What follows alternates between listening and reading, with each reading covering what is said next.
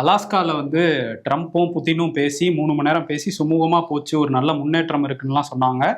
இப்போ இன்னைக்கு இரவு ஒரு 10:30 மணி அளவுல, நம்ம டைமுக்கு 10:30 மணி அளவுல ஜெலன்ஸ்கியும் ட்ரம்ப்பும் சந்திக்க போறதா சொல்றாங்க வெள்ளை மாளிகையிலிருந்து.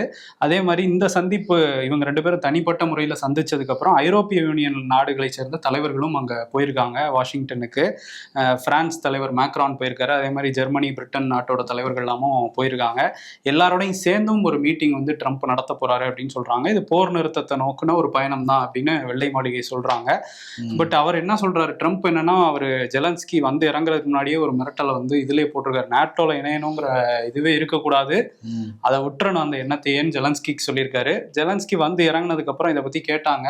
இல்ல, அமெரிக்கா, ஐரோப்பிய யூனியன்லாம் எங்க கூட இருக்காங்க, ஸோ போர் நிறுத்தம் வரும், ரஷ்யா வந்து எல்லாத்துக்கும் ஒத்துக்குவாங்கன்னு நான் நம்புறேன் அப்படின்னு சொல்லியிருக்காரு. ஸோ இந்த பேச்சுவார்த்தை சுமூகமா முடிஞ்சு புத்தினும் இதுக்கெல்லாம் ஒத்துக்கிட்டாருன்னா அந்த போர் நின்றுச்சுன்னா ஒரு பெரிய ரிலீஃபா தான் இருக்கும் எல்லாருக்கும். ஏன்னா ஏற்கனவே ஜெலன்ஸ்கின்னு ட்ரம்ப் வந்து பேசுகிற ஒரு வாக்குவாதம் வந்து மாறிச்சு. ரொம்ப கோவப்பட்டாரு ஜெலன்ஸ்கி, ட்ரம்ப் வந்து கோவப்பட்டாங்க. இப்போ இந்த மீட்டிங் ரொம்ப சும்மா முடிஞ்சு போர் நிறுத்தம் ஏற்பட்டுச்சுன்னா ரொம்ப ஒரு சந்தோஷம் தான். ஆனால் ரஷ்யாவால் ஆக்கிரமிக்கப்பட்ட பகுதிகளை உக்ரைனுக்கு கொடுக்க முடியாது அப்படின்னு சொல்லியிருக்காரு ட்ரம்ப். இந்த பேச்சுவார்த்தை மூலமாக தான் என்னன்னு தெரியும் நமக்கு.